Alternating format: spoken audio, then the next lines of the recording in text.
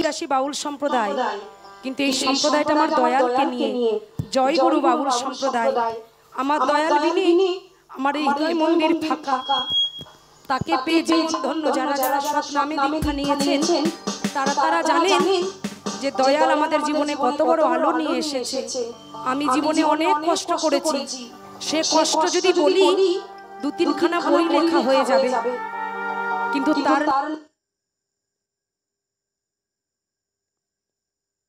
সে তার এই সন্তানের তরি তার চরণে গিয়ে ঠাই দিয়েছে।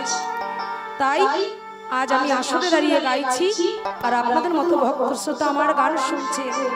তাই ওনাকে তো দেওয়ার মতো আমার কিছু নাই, তাই বলছি ও হরি